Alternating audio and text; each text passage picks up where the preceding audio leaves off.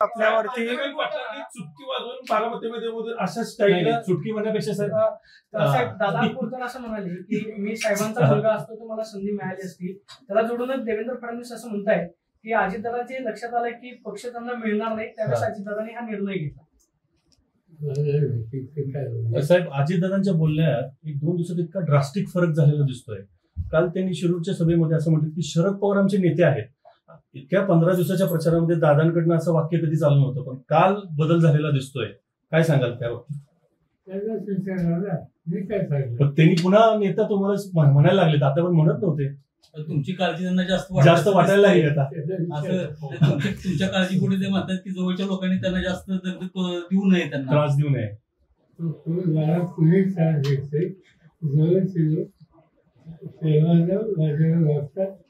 आम्हाला सगळ्यांचं काम करायला वाजवी कष्ट घेण्याची त्यांची तयारी.